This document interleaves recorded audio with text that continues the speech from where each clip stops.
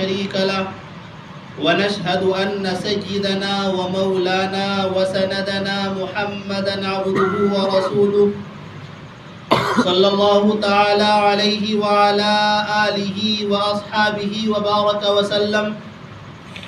أما بعد فأعوذ بالله من الشيطان الرجيم. بسم الله الرحمن الرحيم. شهر رمضان الذي أنزل فيه القرآن هدى للناس وبينات من الهدى والفرقان. صدق الله مولانا العلي العظيم. قال النبي صلى الله تعالى عليه وسلم تبركوا بالقرآن فإنه كلام الله او كما قال صلی اللہ تعالی علیہ وسلم. میرے واجب الاحترام بزرگوں، دینی بھائیوں اور نوجوانوں، آج امت مسلمہ جن حالات سے گزر رہی ہے وہ ہمارے سامنے ہیں. ہمارے اس ملک کے اندر مسلمانوں کے حقوق کو پامال کیا جا رہا ہے اور جگہ جگہ آپ خبریں سنتے رہتے ہیں، کیونکہ سوشل میڈیا کا دور ہے. ہر کسی کے ہاتھ میں موبائل ہے، فیس بک ہے، یوٹیوب ہے.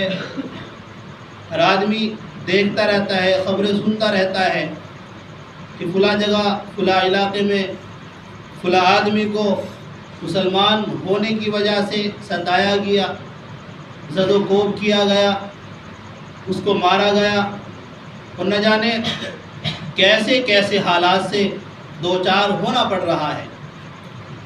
یہ رمضان المبارک کا مبارک اور مقدس مہینہ ہے. اس مہینے کے اندر اللہ کی رحمتیں، برکتیں بارش کی طرح نازل ہوتی ہیں. جس طرح ایک کاروباری آدمی، تجارت کرنے والا آدمی، وہ اپنے سیزن کی فکر میں رہتا ہے کہ اس کا عید کا سیزن ہے، اس کا کمائی کا سیزن ہے. اسی طرح یہ رمضان المبارک کا مہینہ اعمال کا سیزن ہے، اجر و ثواب کو حاصل کرنے کا سیزن ہے.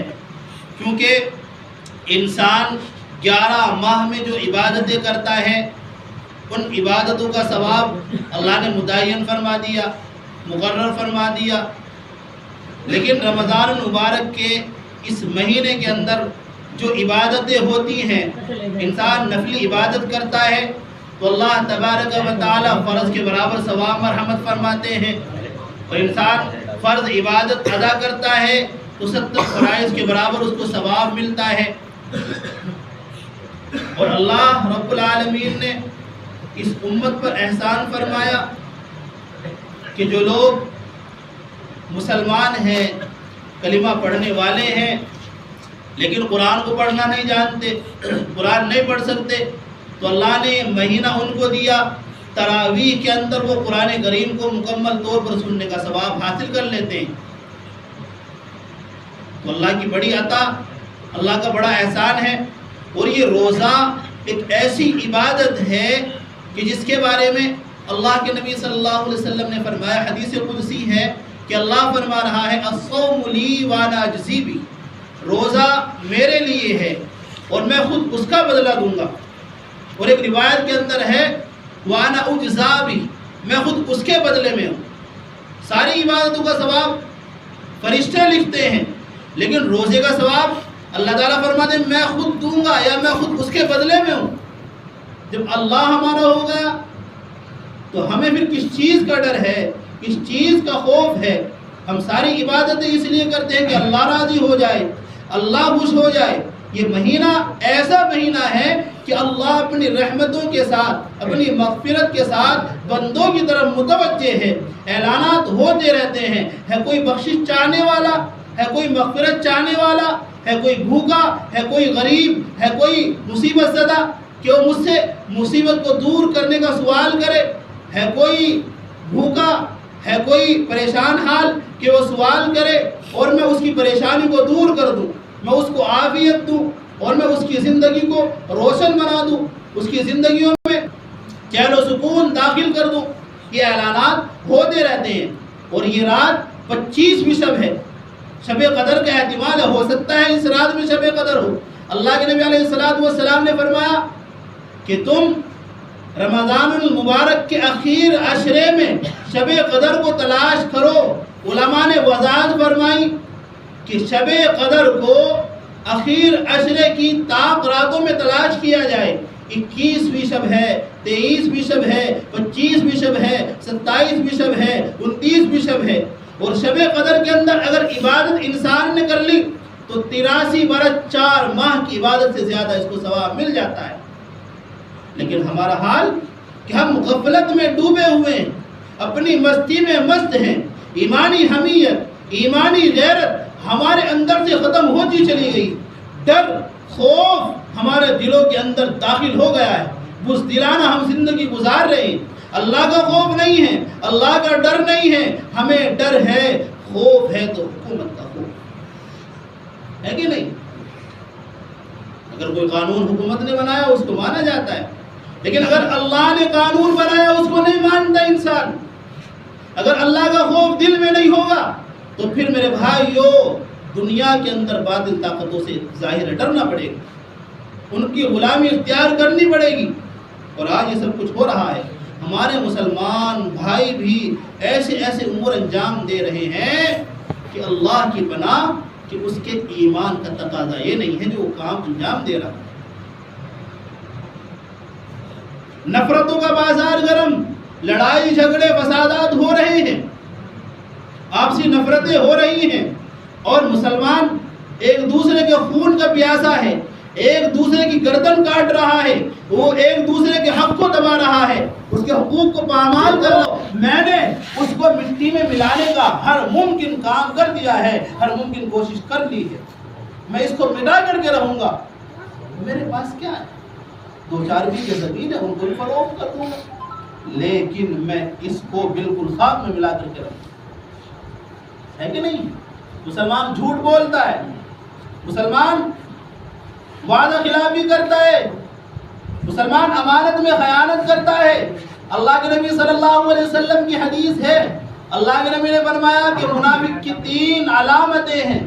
اذا حدث کذب، جب بات کرے گا تو جھوٹ بولے گا، وَإِذَا وَعَدَ خَلَفَ، وعدہ کرے گا تو وعدہ خلافی کرے گا، وَإِذَا تُمِنَ خَانَ، اور جب امانت اس کے پاس رکھی جائے گی تو خیانت کرے گا۔ ہم اپنی زندگیوں کا جائزہ لے لیں، یہ سب کچھ ہو رہا ہے، یہ سب کچھ ہو رہا ہے، یہ ساری علامتیں پائی جا رہی ہیں۔ اگر ہماری زندگی کو جھانکا جائے، دیکھا جائے، غور و فکر کیا جائے تو میرے بھائیو بزرگوں ہمارے ایمان کا تقاضا بالکل، ہمارا ایمان ایسا لگ رہا ہے کہ ایمان ہے ہی نہیں، جیسے کام انسان انجام دے رہا ہے۔ رونا روتے ہیں کس چیز کا؟ فلاں نے ہمارے حقوق کو پامال کر دیا، حکومت نے مسلمانوں کو تہس نہس کرنے کی پلاننگیں سازشیں رچ دی ہیں، قانون بنا دیے ہیں۔ میرے بھائیوں بزرگوں قرآن کا فرمان آپ نہیں سنتے، قرآن کو آپ نہیں پڑھتے۔ اللہ نے فرمایا وَمَا أَصَابَكُم مِّن مُّصِيبَةٍ فَبِمَا كَسَبَتْ أَيْدِيكُمْ، تم پر جو پریشانی مصیبت آتی ہے تمہارے افعال بد کی وجہ سے آتی ہے، تمہارے کرتوتوں کی وجہ سے آتی ہے۔ اللہ تعالیٰ اپنے بندے سے 70 ماؤں سے بھی زیادہ پیار و محبت کا معاملہ فرماتا ہے۔ آج کل مسجدوں میں دیکھا جاتا ہے قرآن کے ساتھ کھلواڑ کیا جا رہا ہے، قرآن کریم کا حق ادا کرنے کی کوشش نہیں ہوتی۔ امام صاحب مصلی پر کھڑے ہو کر کے قرآن کریم کو سنا رہے ہیں، شور شغب ہو رہا ہے، نوجوان بزرگ حضرات اگر امام سے ہی سنانے کی فکر کرے، تھوڑا سا وقت زیادہ لگ جائے تو اس کے اوپر لان تان کیا جاتا ہے۔ جلدی کی فکر ہے۔ میرے بھائیو بزرگوں اگر اس طرح قرآن کو پڑھا جائے گا، سنا جائے گا تو قرآن باعث رحمت نہیں ہوگا، باعث اجر نہیں ہوگا، بلکہ قرآن اس انسان کے لیے بد دعا کرے گا، اس انسان کے لیے وبال جان ہوگا، سنانے والے کے لیے بھی اور سننے والے کے لیے بھی۔ لیکن آج جلدی کی فکر ہوتی ہے، یہ فکر نہیں ہوتی کہ قرآن سمجھ میں آ جائے، قرآن اچھا پڑھا جائے۔ قرآن میرے بھائیو اللہ کا کلام ہے، اللہ نے اس کو پڑھا ہے، اللہ نے اس کا تکلم کیا ہے۔ جتنی بھی آسمانی کتابیں آئیں وہ کتابیں ہیں، اللہ نے ان کو پڑھا نہیں ہے، وہ اللہ کا کلام نہیں ہے، بس کتابیں ہیں، صحیفے ہیں۔ لیکن قرآن اللہ کا کلام ہے، اللہ نے اس کو پڑھا ہے، اس کی تلاوت کی ہے، اور حدیث پاک کے اندر اللہ کے نبی نے فرمایا کہ تم قرآن سے برکت حاصل کرو کیونکہ یہ اللہ کا کلام ہے۔ اگر ہمیں سکون چاہیے، برکت چاہیے، تو ہمیں قرآن کریم کو پڑھنا چاہیے، قرآن کریم کی تعلیمات کو اپنانا چاہیے۔ آج ہماری زندگیوں سے قرآن کریم کی تعلیمات نکل گئی، ختم ہو گئی، اور ہم چاہتے ہیں، شکوہ کرتے ہیں، ترقی نہیں ملتی، زندگی کے ہر میدان میں مسلمان پیچھے۔ میرے بھائیوں، پیچھے تو ہوگا اور پیچھے ہوتا چلا جائے گا اس وقت تک جب تک کہ ہم قرآن کریم کو مکمل طریقے سے نہ ماننے والے ہوں، قرآن کریم پر مکمل طریقے سے عمل کرنے والے ہوں، اس وقت تک انسان پیچھے ہوتا چلا جائے گا۔ جب عمل ہو جائے گا، قرآن کریم کو ماننے والے بن جائیں گے، قرآن سے تعلق قائم کرنے والے بن جائیں گے، تو آپ سے نفرتیں ختم ہو جائیں گی، آپ سے رنجشیں ختم ہو جائیں گی۔ کیا آپ صحابہ کی تاریخ کو نہیں پڑھتے، ان کی سیرت کو نہیں پڑھتے؟ قرآن کریم کے نازل ہونے سے پہلے ان کی تاریخ کیا تھی، ان کے حالات کیا تھے، ان کے کردار کیا تھے، ان کے اخلاق کیا تھے، اور ان کو لوگ کیا کہا کرتے تھے؟ جہلاء عرب کہا کرتے تھے، جاہلین مکہ کہا کرتے تھے کہ جاہلین عرب ہیں، اونٹ کی مہنگیوں میں کھیلنے والے، اور لوگوں کی نگاہ میں ان کی کوئی حیثیت نہیں تھی۔ لیکن جب قرآن نازل ہوا ہے، قرآن کریم کو اللہ کے نبی علیہ السلام نے لوگوں کو پڑھ کر کے سنایا، اس کی تعلیمات کو پھیلانا شروع کیا ہے۔ حضرات صحابہ نے قرآن کریم کی تعلیمات کو اپنے سینے سے لگایا ہے، آپ علیہ السلام کے دست مبارک پر بیعت کی ہے، اور آپ علیہ السلام کے ہاتھ پر انہوں نے کلمہ پڑھا ہے، وہ مسلمان ہوئے ہیں، قرآن کریم کی تعلیمات کو انہوں نے اپنایا ہے۔ تو میرے بھائی بزرگوں، اللہ نے اعلان فرما دیا رضی اللہ عنہم ورضوا عنہ، کہ اللہ ان سے راضی ہو گیا اور وہ اللہ سے راضی ہو گیا۔ حضرت عمر کا واقعہ آپ حضرات جانتے ہیں، سنتے رہتے ہیں، کس ارادے سے نکلے؟ اللہ کے نبی علیہ السلام کا خاتمہ کرنے کے لیے کہ آج میں محمد کا خاتمہ کر دوں گا، آفت کو ساری کی ساری آفت اسی کی وجہ سے، آج میں محمد کا خاتمہ کر دوں گا۔ راستے میں کوئی ملا، کہا کہاں کا ارادہ ہے؟ ننگی تلوار لے کر کے عمر جا رہے ہیں، کہاں کا ارادہ ہے؟ کہ میں جا رہا ہوں محمد کا سر قلم کرنے کے لیے۔ کہا کہ ذرا اپنے بہن کی خبر تو لے لے کہ وہ مسلمان ہو چکی ہے۔ غصے میں سرخ ہو گئے، لال پیلے ہو گئے، اور اسی غصے کی حالت میں اپنی بہن کے گھر گئے ہیں، اور جا کر کے دروازہ کھٹکھٹایا ہے، قرآن کے سننے کی آواز آئی ہے۔ چنانچہ انہوں نے استاد کو بھی چھپا دیا اور قرآن کریم کے صحیفے کو بھی چھپا دیا، اور معلوم کیا گیا کیا پڑھ رہے تھے؟ کہا کچھ بھی نہیں، باتیں کر رہے تھے۔ کہا کہ نہیں، کیا پڑھ رہے تھے؟ مارنا شروع کیا، اور بہن کو اس قدر مارا کہ ان کو لہو لہان کر دیا۔ وہ بھی خطاب کی بیٹی تھی، عمر کی بہن تھی۔ کہا کہ جو کچھ کرنا ہے کر لے، سن لے کہ میں ایمان لا چکی ہوں، کلمہ پڑھ چکی ہوں، قرآن کو ماننے والی بن چکی ہوں، جو تجھے کرنا ہے کر لے۔ عمر نے کہا، اب عمر سرد پڑ گیا، ٹھنڈا پڑ گیا کہ لاؤ، لا کر کے دکھاؤ کیا پڑھ رہے، کہ اس طرح نہیں پڑھ سکتے، بلکہ تمہیں پاک ہونا پڑے گا، غسل کرنا پڑے گا۔ غسل کیا، سورہ طٰہٰ کی آیتیں پڑھی، چنانچہ زندگی بدل گئی، انقلاب پیدا ہو گیا، دل باش ہو گیا، کفر کی ظلمتیں ختم ہو گئی۔ اور جب کفر کی ظلمتیں ختم ہو گئی، کہا کہ لے چلو مجھے محمد رسول اللہ صلی اللہ علیہ وسلم کے دربار میں، وہاں لے چلو، میں بھی اللہ کے نبی علیہ السلام کے ہاتھ پر بیعت ہونا چاہتا ہوں، کلمہ پڑھنا چاہتا ہوں۔ اور آپ صلی اللہ علیہ وسلم کے پاس جا کر کے کلمہ پڑھ لیا، قرآن کو ماننے والے بن گئے۔ تو قرآن کریم تو اپنے اندر وہ تاثیر رکھتا ہے، جو اس کو پڑھتا ہے اللہ تعالیٰ اس کو زندگی دیتا ہے، اللہ تعالیٰ اس کو عروج دیتا ہے، اللہ تعالیٰ اس کو عزت دیتا ہے، شان دیتا ہے۔ آج ہماری ناکامی یہی ہے کہ ہم قرآن سے دور ہیں، قرآن کی تعلیمات کو ہم نے بھلا دیا ہے، پسے کچھ ڈال دیا ہے۔ حضرت عمر کا واقعہ آپ نے نہیں سنا؟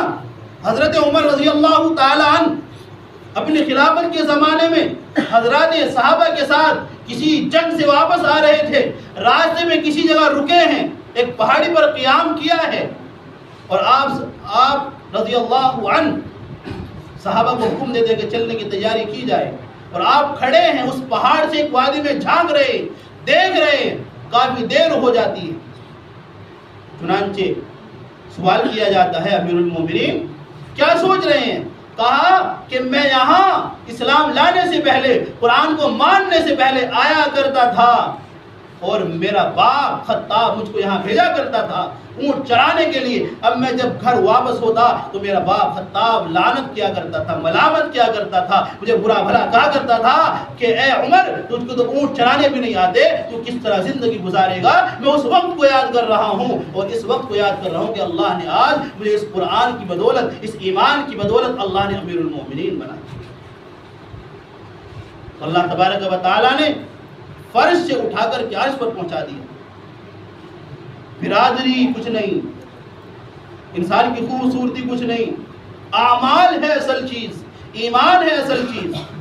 ہم نے قرآن کریم کو اس مبارک اور مقدس مہینے میں سنا ہے، تراویح کے اندر سنا ہے۔ یہ اللہ کا کلام ہے، اللہ نے اس کو پڑھا ہے، اور اس کلام کی عظمت کو دل میں لے کر پڑھنے والا اس خیال سے پڑھے کہ اللہ نے مجھے حکم دیا ہے کہ پڑھ کر کے سناؤ، کس طرح پڑھتے ہو، تو انسان کس قدر محبت کے ساتھ پڑھے گا۔ اور سننے والا یہ خیال کرے کہ باری تعالیٰ کا احکم الحاکمین کا کلام پڑھا جا رہا۔ اللہ نے فرمایا وَإِذَا قُرِئَ الْقُرْآنُ فَاسْتَمِعُوا لَهُ وَأَنصِتُوا لَعَلَّكُمْ تُرْحَمُونَ۔ جب قرآن کو پڑھا جائے تو انتہائی توجہ کے ساتھ سنا جائے اور خاموشی اختیار کی جائے تاکہ تم پر رحم کیا جائے۔ قرآن جس جگہ پڑھا جاتا ہے اللہ کی رحمتیں نازل ہوتی ہیں، برکتیں نازل ہوتی ہیں۔ آج ہم نے قرآن کریم کو محض طاقوں میں سجانے کے لیے، تعویذ گنڈوں کے لیے، جھاڑ پھونک کے لیے، محض قرآن خانے کے لیے بس قرآن کریم کو سمجھ لیا۔ حالانکہ قرآن کریم تو راہ ہدایت ہے کہ جو لوگوں کو اندھیری سے نکال کر کے روشنی کی طرف لاتی ہے، لوگوں کو ترقی کا راستہ دکھاتی ہے، لوگوں کو اس دنیا سے جنت تک لے جانے کا راستہ بتلاتی ہے۔ قرآن کریم تو اللہ کی طرف سے وہ کتاب ہے، لیکن آج ہم نے اس کی رہبری کو چھوڑ دیا، اس کے ماننے والوں سے دوری اختیار کر لی، اس کے پڑھنے والوں کو ہم نے حقارت کی نگاہوں سے دیکھا، ان کی تعظیم، ان کی تکریم ہم نہیں کرتے، ان کا احترام ہم نہیں کرتے۔ میرے بھائیو، اللہ کے نبی نے فرمایا العلماء ورثۃ الانبیاء، علماء انبیاء کے وارث ہیں، اور وارث کس چیز میں؟ مال و دولت میں نہیں، اسی علم میں ہے، اسی قرآن میں ہے، انہی احکام میں ہے جو اللہ نے قرآن و حدیث میں بیان کیے۔ جو انسان علماء سے دوری اختیار کرتا ہے، ان سے بغض رکھتا ہے، ان سے عداوت رکھتا ہے، اس کی آخرت بھی خراب اور اس کی دنیا بھی خراب ہو جائے۔ کتابوں کے اندر لکھا حضرات علماء نے کہ جو علماء سے نفرت کرتا ہے، بغض رکھتا ہے، تو قبر میں اس کا چہرہ قبلے سے پھیر دیا جاتا ہے، اس کا چہرہ سیاہ ہو جاتا ہے، اور کہا کہ اگر یقین نہ ہو تو ایسے چٹ کے قبر کو کھول کر کے دیکھ لیں۔ کتنی بڑی لعنت، اور آخرت میں جو عذاب ملے گا وہ تو ہوگا ہی۔ اللہ کے نبی علیہ السلام نے حدیث پاک کے اندر فرمایا کن عالما او متعلما، اسی طالب علم کی اور اسی عالم دین کی فضیلت کو بیان کرتے ہوئے آپ اندازہ کریں گے، فرمایا کن عالما او متعلما او مستمعا او محبا فلا تكن الخامس فتالک، کہ تو عالم بن جا، علم دین کو پڑھنے والا، پڑھانے والا بن جا، یا طالب علم بن جا، علم کو حاصل کرنے والا بن جا، سیکھنے والا بن جا، یا ان کی بات کو سننے والا بن جا۔ اور آگے فرمایا اگر طالب علم نہیں بن سکتا، عالم نہیں بن سکتا، ان کی بات کو سننے والا نہیں بن سکتا، تو کم از کم ان سے محبت کرنے والا بن جا۔ آگے فرمایا کہ پانچواں آدمی مت بننا کہ تو ہلاک ہو جائے گا، برباد ہو جائے گا۔ پانچواں آدمی کہ تو ان کی غیبت کرے، ان سے نفرت رکھے، ان سے بغض رکھے، تیری آخرت بھی خراب ہو جائے گی۔ اس لیے اپنے علماء اکابرین کا ہم خیال کریں۔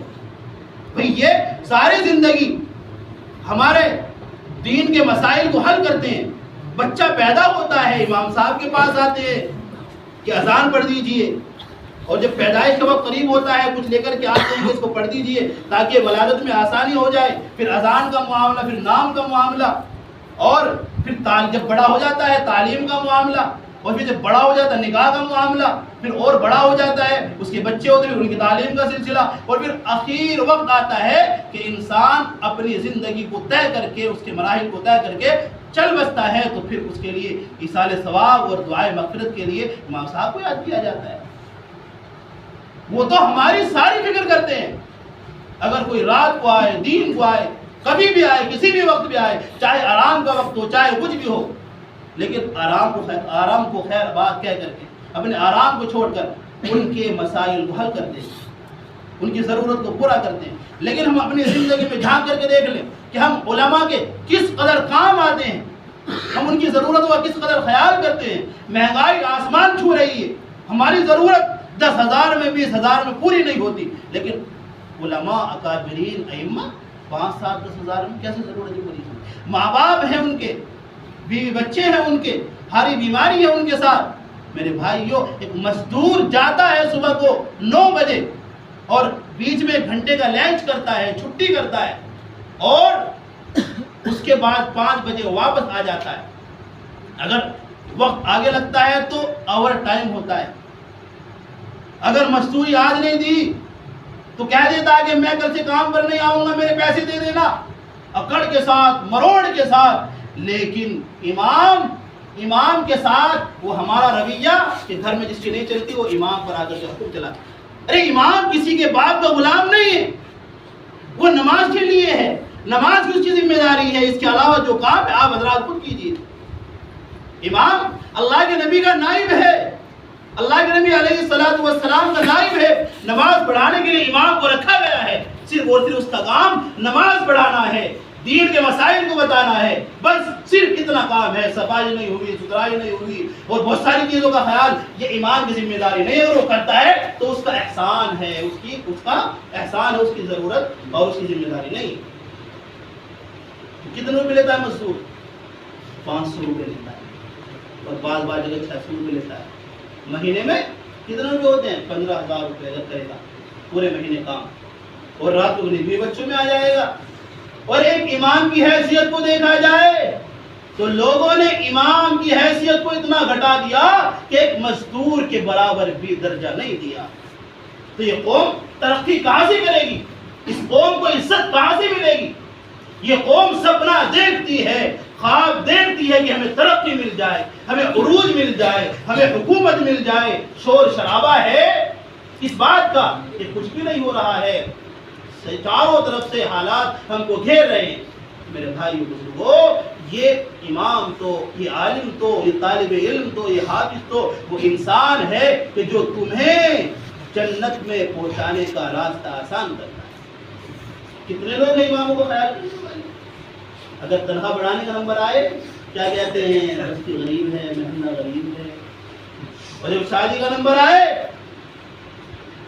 انسان نو ٹینشن ہو کر کے خرچ کر دیتا ہے, لاکھوں روپیہ, 10 لاکھ روپیہ قرض لے کر کے لگا دیتا ہے اپنی ناک کے لیے, اپنی جھوٹی شان کے لیے.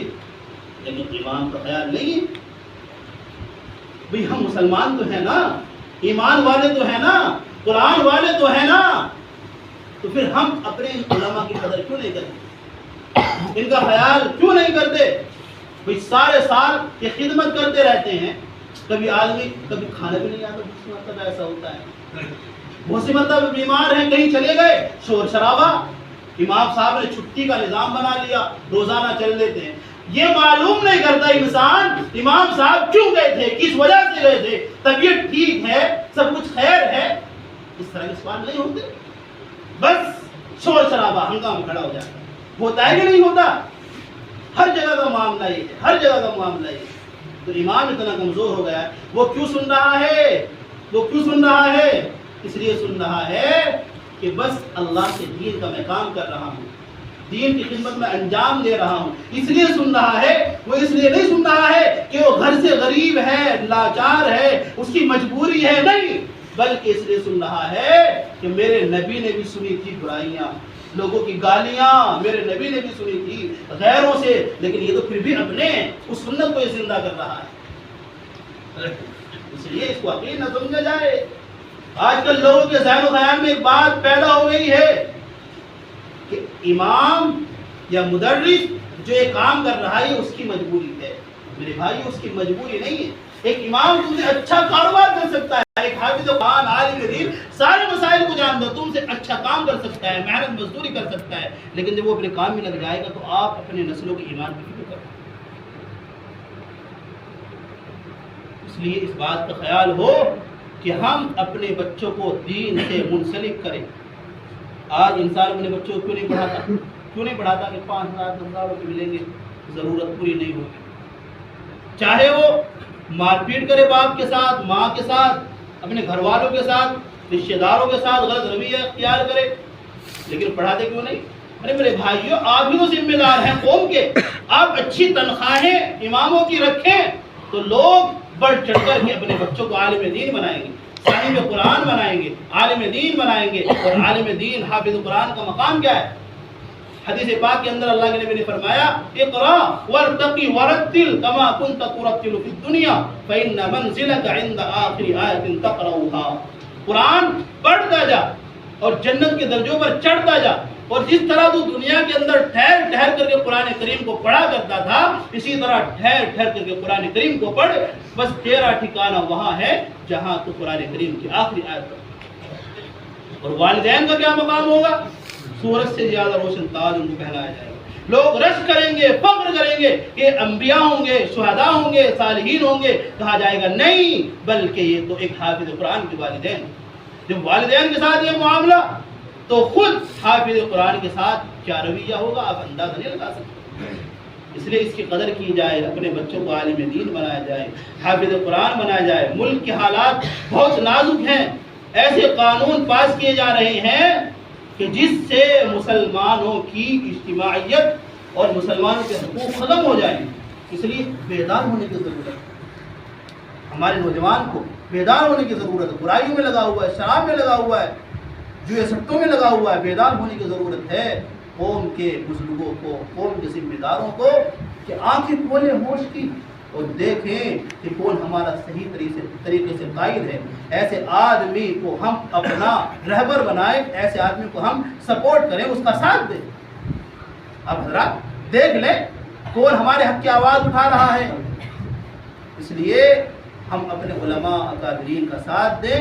ہر جگہ ہماری رہبری یہ کرتے ہیں، ہر جگہ ہماری رہبری یہ کرتے ہیں. اور قرآن تو اللہ کا ایسا کلام ہے، اس کا یہ اعجاز ہے کہ انسان کبھی بھی پڑھ لے، اس کو بڑھاپے میں پڑھ لے، بچپنے میں پڑھ لے، کبھی بھی پڑھ سکتا ہے. لوگ گزر کرتے ہیں، بہانہ کرتے ہیں کہ بڑی عمر میں نہیں پڑھا جاتا.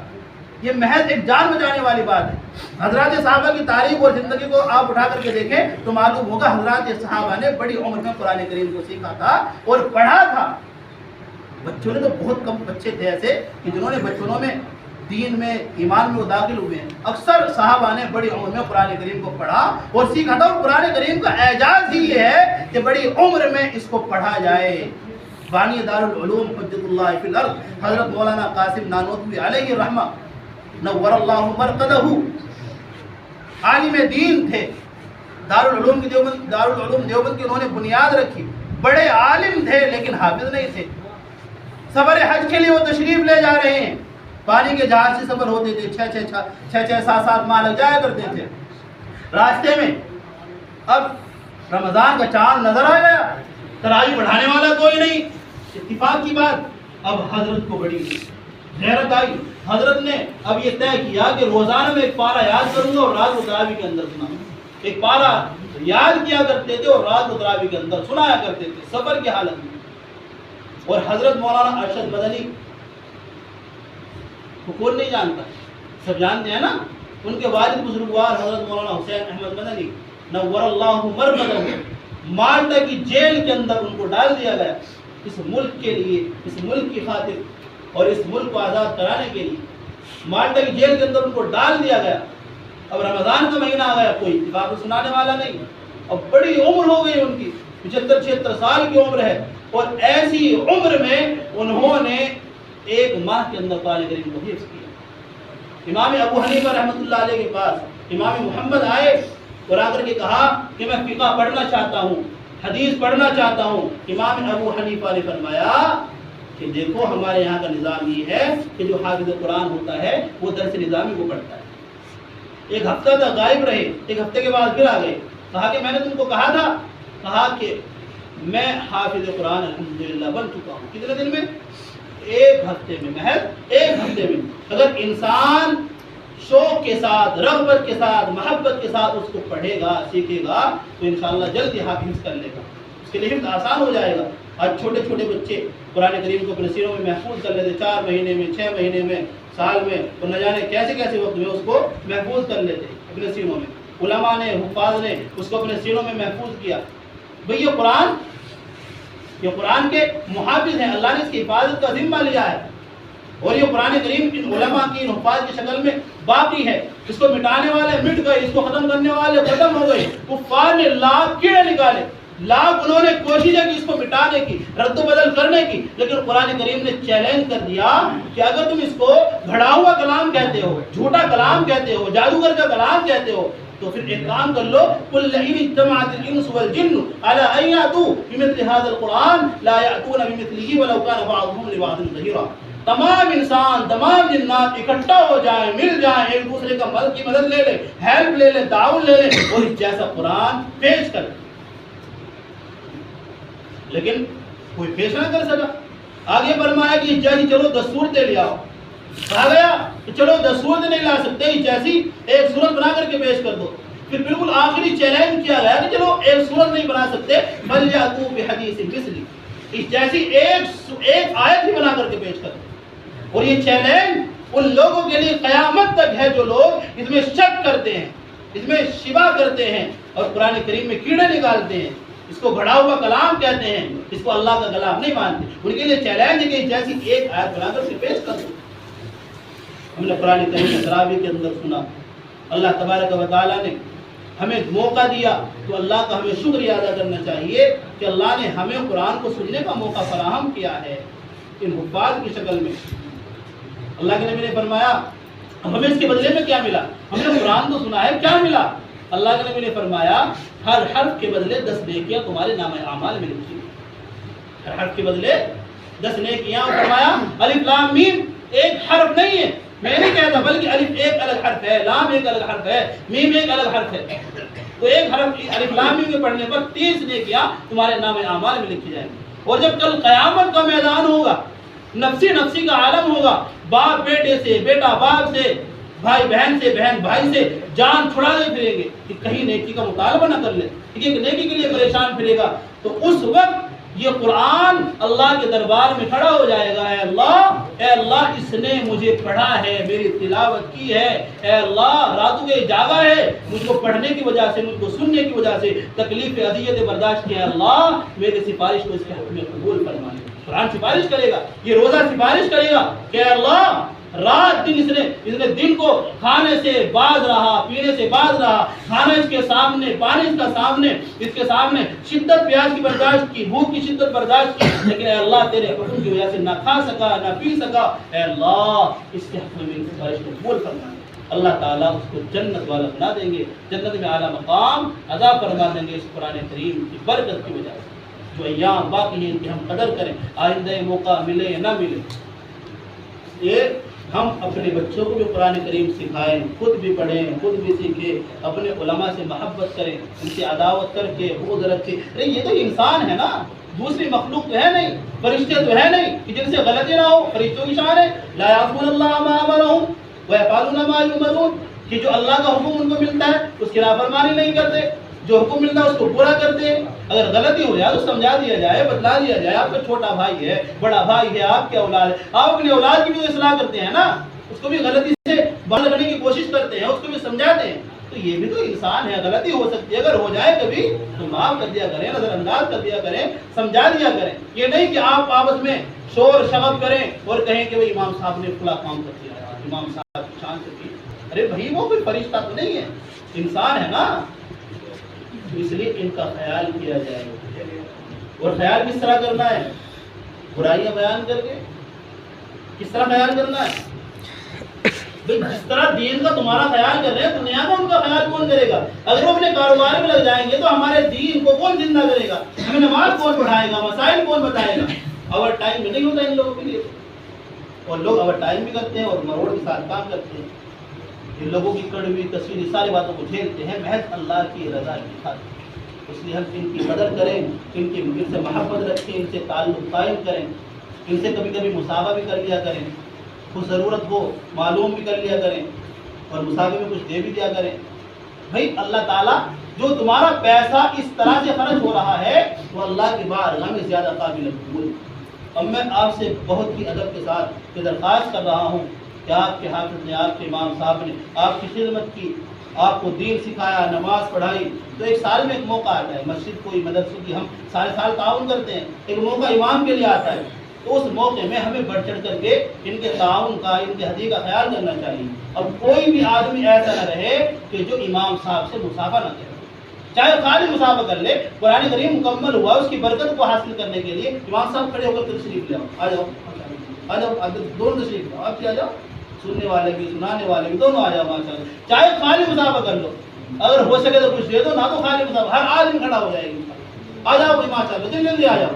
آ جاؤ بھائی، کھڑے ہو جاؤ نوجوان بھائی. کوئی شرم کی بات نہیں ہے میرے بھائی بزرگوں. ہم یہاں دنیا کے اندر ان سے اپنا دامن چھڑانا چاہتے ہیں، آخرت میں بھی ان کی رہبری کی ضرورت پڑے گی. جنت والے جنت میں چلے جائیں گے. ایسے وقت میں اللہ تبارک و تعالیٰ فرمائیں گے کہ بندو مانگو جو مانگنا ہے، سوال کرو جو سوال کرنا ہے. اے اللہ بندے کہیں گے، جنت والے کہیں گے اے اللہ ہمیں اے اللہ ہم سے راضی ہو جائیے.